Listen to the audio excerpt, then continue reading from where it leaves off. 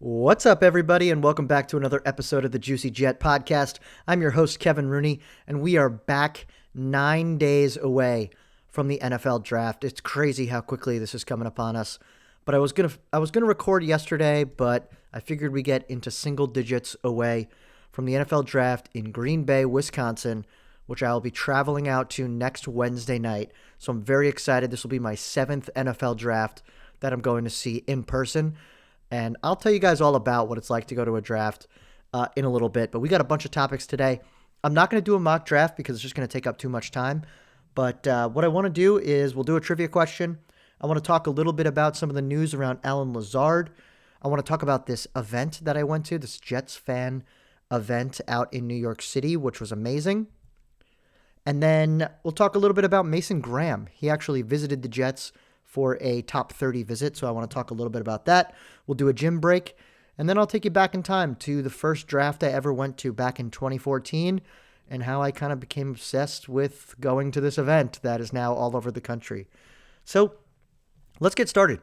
Trivia question for today. It's a very interesting one, well timed. So today is a very, very important day in Jets history. Today, the day I'm recording, is April 15th. So April 15th, something very historic happened in New York Jets history. What is it? So that's probably the extent of clues I will give you. It's middle of the offseason. Good luck getting this trivia question right, but April 15th is a very historic day in Jets history. What happened on April 15th? So we'll get to the answer to that question at the end of the episode. But let's talk quickly about this event I went to the other night. So for me, I've obviously just started podcasting. This is episode, I think, 15 that we've done, which is amazing that we're already up to 15 episodes. It's kind of crazy. But for the past 15 years, I've been following a few Jets content creators, Jets podcasters, and one that has just been a part of my life almost every single day for the past 15 years is the Badlands podcast. So for Badlands, their hosts are Connor Rogers and Joe Caporoso. Some of you may know Connor Rogers. He's actually on NBC Sports. He does a lot of the fantasy stuff with Matthew Berry. He's also on SNY. He does the post-game analysis with Willie Colon and Bart Scott and Steve Gelbs. He's around my age, so very similar background in terms of what our Jets fanhood has been like. He had season tickets growing up, and then his partner in crime, Joe Caporoso, is the one who actually made this entire thing and brought it all together. Joe Caporoso he works in the sports industry as well, but he started off blogging. The site was called Turn on the Jets, and I used to read his blogs, and then he started podcasting like one time a week, and he would have Connor on, because Connor was just like a kid in college at that point. And it's when the Jets were just at the end of being really good. They just went to the AFC Championship game, and he just started talking about the team. And that's where I kind of fell in love with their community. And I've been with them for 15 years. They turned it into Badlands, and the reason why they had Badlands is because they wanted to talk about how the Jets got into this mess, where they had this playoff drought. At the time, it was probably only 5 years or 6 years, and now it's taken on a life of its own. And it's been 14 years. So it's kind of funny, Joe Caporoso's had a few kids in that time. They have no idea what it's like for the Jets to be good. So this Friday, their community's gotten so big, and they're a subscription podcast, so you pay for certain levels and things like that. They did this live show at Printer's Alley, a bar in New York City. And I'm telling you, this football team does not deserve the level of fandom that we give to them day in, day out, whether it's the off season, whether it's during the season. Because, man, 300 people pack out this bar. And they do 6 segments where they talk about the Jets. I got to meet so many different content creators that, are kind of like therapy for me when I'm done watching the Jets lose or get blown out. So Jake Asman was there. Matt O'Leary was there. I had some great conversations with them. I got to talk to D.A. Osario, and this guy probably took a shot with every person in the bar, so I got to take a shot with him, which was really fun. It was a really cool event. It was fun to commiserate about some of the miserable things that have happened in the Jets recently, and then talk about the excitement of Aaron Glenn, Darren Muji. Some folks are excited about Justin Fields. I thought one thing that was really interesting is there's really only 2 draft prospects that the entire audience was really excited about, and it was Membu, the tackle from Missouri, or Tyler Warren, the tight end from Penn State. Everyone was screaming for both of them. For me, I'd be happy with either one. So I'll plant my flag right before the draft and tell you who my prediction is and who I want them to take. But it was a really great event, and it was so nice to be back with fellow Jets fans. And, these are the diehard of the diehards, the ones who listen to podcasts every day and talk about the team every day. So it's funny that we all agree on a lot of the same things. And, it was just a great time. So who knew that you can get 300 Jets fans together in the middle of April just to commiserate about the team? And, and the Jets still don't win. I can't imagine what it's going to be like going to an event like that when we're actually a good team. Like, what if we were like a Kansas City Chiefs following? Would we have that many people? It'd be crazy. But it was such a fun event. I'm so happy I got to go. And yeah, shout out to the Badlands crew because it was a great time. And if you don't follow them now and you really like Jets podcasts and you want to listen, definitely follow them. Connor Rogers is all over the place. The Stick to Football. He originally did Stick to Football. Now he does the NFL Stock Exchange, which is a great name for a podcast. Not as good as Juicy Jet, but pretty close. Where it's a college football podcast, essentially, where he does all of the prospects heading into the draft. He does it with Trevor Sinkema, so that's a great one. I love listening to that podcast. So yeah, shout out to those guys. It was a great event. But moving on to the next topic, our good old buddy Allen Lazard. Technically, he's back. So if you didn't hear, Allen Lazard was scheduled to earn $11 million this year with the New York Jets. He took an $8.5 million pay cut to stay with the team and remain under contract for this year, and then he'll become a free agent at the end of next year. Who is taking an $8.5 million pay cut? Like, that's where I'm confused. So for me, everybody's on this boat right now of Allen Lazard's coming back to the Jets. He's going to be on the team. What do we do? For me, what this screams is that he's easier to trade. Now, I don't know if that's going to happen. I've been wrong every step of the way when it comes to Allen Lazard so far. But when I see an $8.5 million pay cut where now he's only getting paid, what, $2 million? $2.5 million? Something like that? That feels like an easy 6th or 7th trade, throw in Allen Lazard type thing for wherever Aaron Rodgers goes. So Steelers, throw him there. So I'm still not sold on Allen Lazard being on the team, especially since, you got Josh Reynolds, things like that, people that are kind of similar to him. So I don't know if he is on the team. Maybe he's trade bait for the actual trade deadline in week 6. But right now, I'm still holding strong on that Allen Lazard will not be on the team in 2025. But we'll see how it goes. Just very interesting that you would take that large of a pay cut. So that was Allen Lazard. The next thing I wanted to talk about really quickly was Mason Graham. So for those of you that have been following and listening to all the episodes I've had recently, out of all the draft prospects, Abdul Carter is my number 1 in terms of D-end from Penn State, or edge player, I guess you'd call him. He's not going to be there by the time we pick, so we're not going to get him. You could say the same thing about Travis Hunter. He's probably one of my favorites. Is he going to be there? No. So I really don't consider them part of the discussion. One player who is definitely one of my favorites is Mason Graham, who is the D tackle from Michigan, who it's iffy if he's part of the discussion. Some people think he's going to go at 5 to the Jaguars. He could go at 6 to the Raiders, or he can fall to us. So it's going to be really interesting to see on draft night where he falls. I would love for him to fall to us because he'll actually be at the draft, which means he comes into the crowd, gets to hang out with the fans. So that'd be pretty cool. But the reason why I bring up Mason Graham right now is because the Jets only get, or every team only gets 30 visits where you can have a college player come visit your facilities and talk to the coaches, players, team, whatever. And it's kind of like an interview. You're flying in for an interview. And they used one of the top 30 visits on Mason Graham, which means he flew to Florham Park, met with the team, things like that. Now, it's kind of weird to me if they felt he wasn't going to be there, why would they waste a top 30 visit on someone like him when they could have brought in a Tyler Warren, a Membu, other folks, even people later in the draft, your 4th round picks, your 6th round picks, whatever. And on top of that, they already met with him at the Combine and took him to dinner at his pro day. So you met with him twice, you know a lot about him, and now you're bringing it in for a actual visit. Is there something that we're missing here? Does the Jets front office know something about what's going to happen at the Patriots pick, the Jaguars pick, and the Raiders pick, which is 4, 5, and 6, that maybe Mason Graham falls.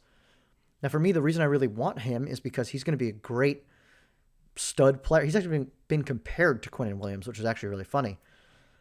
They do different things? Are they the perfect pairing together? No, but would you pass up on having 2 Quinnen Williams on your defensive line? I don't think so.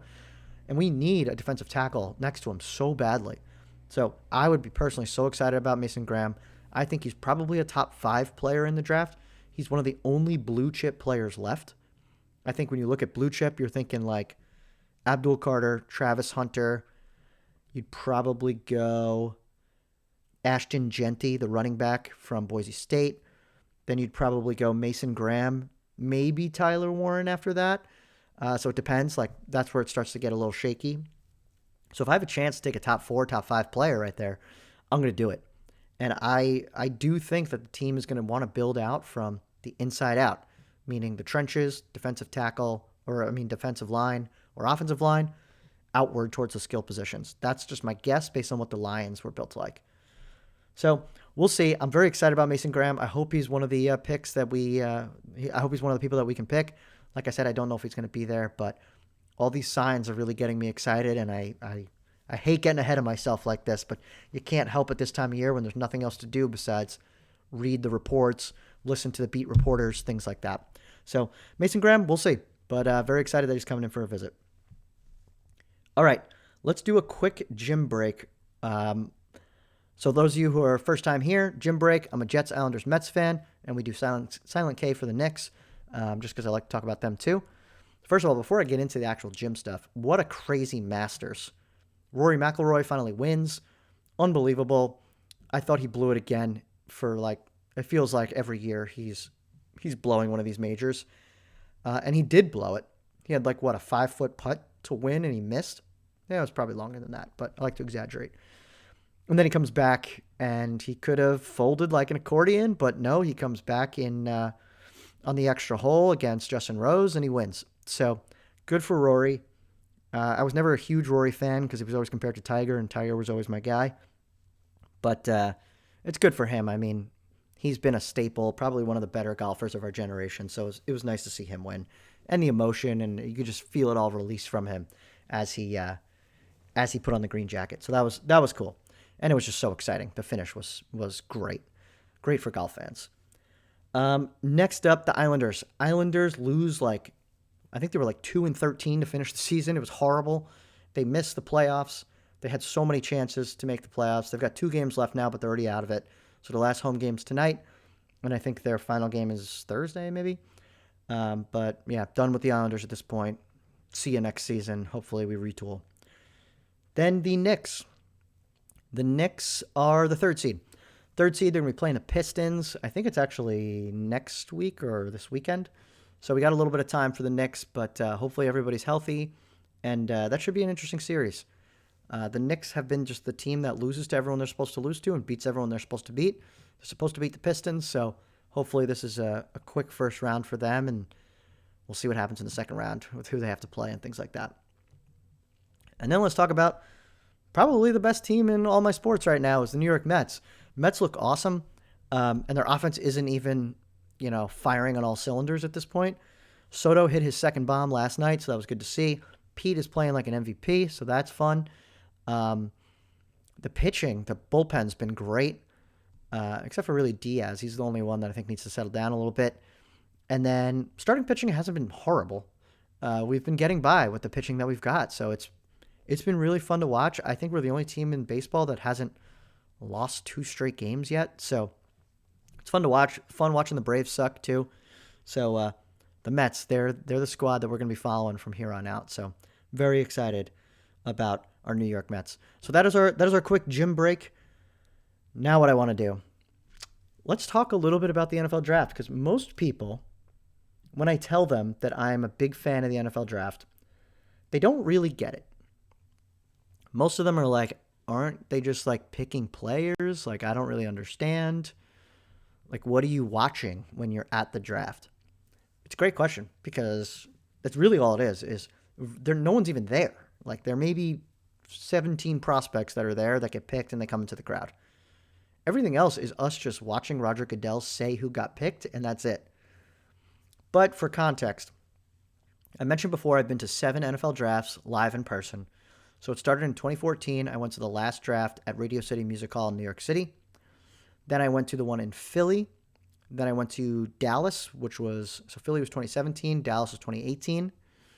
I didn't go to Nashville. In 2020 was the virtual for COVID, so I missed that. I also missed in 2021, they went to Cleveland. Did not go to Cleveland. But then I went to Las Vegas in 2022. 2023 went to Kansas City, and 2024 went to Detroit, and then this year going to Green Bay. The reason why this is so fun and exciting, the level of energy inside of that theater. I would say it's not as fun if you're not in the theater. So essentially, if you've never been, they basically shut down an entire part of a city. Like Detroit was shut down. Like Kansas City, the whole train station was taken over.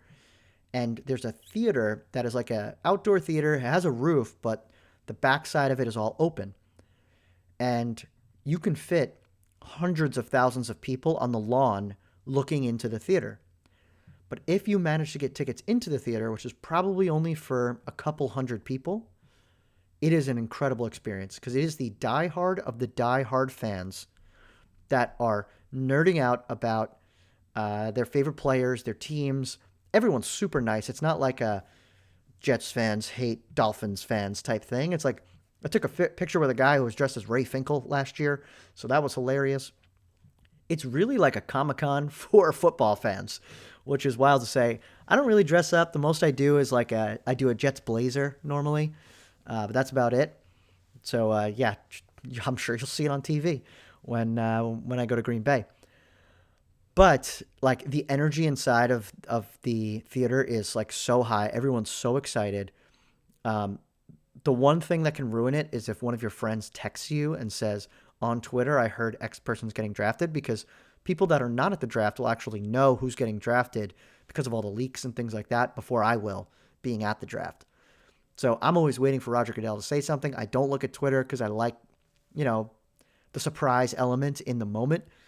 But it's a really, really cool experience. And a couple of years, I've been in this thing called the Inner Circle. The Inner Circle is inside the draft theater. They section off each team with like 20 seats, essentially. So it's 20 fans of your team that's where the cameras look when they draft a player. That's where the player comes down and says hi. That was crazy. They give you like free swag and all that stuff. Really cool. This year I'll be in the NFL On Location section, which I think it's like unlimited food and drinks and stuff like that for the ticket, but I'll be a little bit away, but I'm going to try to sneak down to the Inner Circle for when the Jets actually pick. And normally they don't stop you. They don't really care. I just say, I'm a Jets fan. Come on, please give me something good in my life. And then they let you in. So you're good. But I want to take it back to 2014. 2014 is the first draft I ever went to. And back in 2014, it was very different because inside of Radio City Music Hall, there was only 5,000 fans that can get in there. While at like Kansas City or Detroit, there was 350,000 fans that could go to the draft because it's free. And you just stand on the lawn and you just watch. I will say if you're standing on the lawn, it's miserable unless everyone's sitting. If you are standing out there, you are exhausted because it's like 3.5, 4 hours of just standing and watching a TV that's really far away. So I don't really recommend the lawn. But in 2014, what you had to do to get into the draft is you had to get a wristband the day before. So I'm still in college, and I convinced my dad to go with me to Radio City Music Hall the day before the draft, so it's a Wednesday, and wait online with me to get a wristband. We get there at like 7, 8 in the morning. It was super early. And I'm the first one in line. So my dad took a picture of me being the first in line for a wristband. They actually told us to go away. So we go away. We like go get food or whatever. We chill for a little bit. And then you got to wait in line. And they put you in these like pens. It's like roped off pens and stuff like that, which I don't know. You're just waiting for a wristband. And there are like these folks there that definitely weren't football fans that are waiting in line, probably 4 people, to get these wristbands. So finally, we wait like all day to get this wristband. It's nuts. But we make friends with this guy who is a St. Louis. Well, no, he was an LA Rams fan, but the Rams were still in St. Louis at the time. So he must be very happy that the Rams are back in LA. He's probably pumped they won a Super Bowl. I think about that guy a lot. But the next day we go back. We got our wristbands.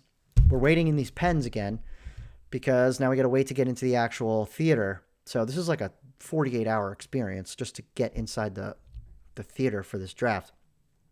And there's people coming by, like radio people interviewed my dad. There's people like throwing food into the crowd, like that are sponsors of the NFL. It was so weird. Such a weird situation, but I'm so happy I got in. And we're walking up to the line where they have like envelopes full of tickets. So it's the amount of people you have, you get in with X amount of tickets. So we had two. It was just me and my dad. And this guy, the Rams fan, comes up to us. He's like, one more. Come on, get all three of us together. We'll sit together. So fine. We upgrade from 2 tickets to 3. And then my dad says to the people at the front who are handing out the tickets, come on, I'm a Jets fan. Help us out. And then they give us a different set of tickets than we were originally getting. Turns out we get put in the second row of the theater right behind where the draft is happening. And this is like the Johnny Manziel draft. Like, this was a fun one to be at. So we're in the second row. It was awesome. We're so happy to be there. Nick Saban walked by. He was a jerk. Didn't even say anything to us. He like walked in between rows and didn't say anything. We were yelling at Deion Sanders on stage because he was just an announcer for NFL Network at the time. And at those drafts, they used to give you little headsets so you can listen to the NFL Network or ESPN doing the actual show during the draft, which was very cool. So we're in that draft. That was an interesting one for the New York Jets. It didn't work out at all. I was so pumped because it was just like my first draft. I was super excited to be there, and we're in the newspaper, all that kind of stuff. But the Jets end up drafting Calvin Pryor, a safety from Louisville. They called him the Louisville Slugger with our first pick. I think it was like 14th overall or something like that, or 18th overall. And then, so my dad stayed for that first round. And then the next day was round 2 and 3. I was back a couple more rows in the corner for that one. That's where Chad Pennington was there and announced that Jace Amaro, as a tight end, was our second round pick. I was super excited for him. I'm like, wow, we got a receiving tight end. He amounted to nothing in the NFL.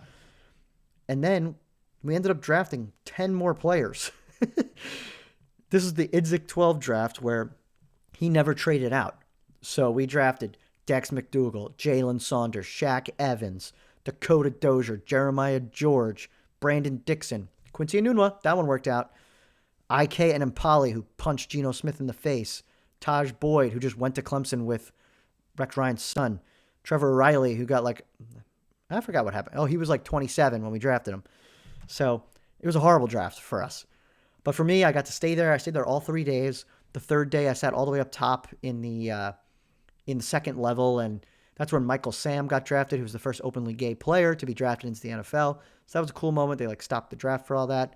I remember I was just sitting up there writing down every draft pick that was taken throughout the entire 3 days. So it was really fun, and that got me excited about the draft. But they left New York after that. So I took a couple years off, and it actually got exponentially more fun in future drafts. So maybe next week I'll talk a little bit more about some of the other drafts I've been to, and then when I come back from Green Bay, I can compare it to these ones. But that was the first draft that made me fall in love with going and watching the draft more closely, and it was a great time, and I'm glad I was at the last one at Radio City because it'll never be like that again. 5,000 people, that ticket would cost probably $100,000 at this point because everybody goes now. Everybody's at the draft. The entire city shuts down. I'm curious if they could ever do it in a Central Park or something like that in New York. I don't know if it's feasible. I don't know if there's enough clear area to do it. I'm not sure. Maybe back where they do those concerts in the back of Central Park. But yeah, those are my draft experiences. That was my first one ever. And now I'm very excited to go back. Only 9 days away. It's crazy how fast. So what I'm going to do over the next couple days is we will do another mock draft just to see where we land. I will probably do a predictions, maybe some hot takes on where people are going to be drafted. I'll tell some more stories about some other drafts that I've been to. And yeah, that should wrap us up. And then coming out of the draft, I'll do some content at the draft. That'd be really cool.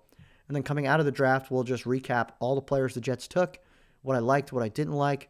Obviously, I'm not a super scout, so I'm not going to know every single player they took and their strengths and weaknesses, but I will do the research, and we'll figure out what we like and what we don't like. So with that is... before I actually wrap, I got to answer the trivia question. Whoops, that was my bad. That's not going to sound good on podcasting. That's okay. So my trivia question was, Today is a very important day in New York Jets history. Why?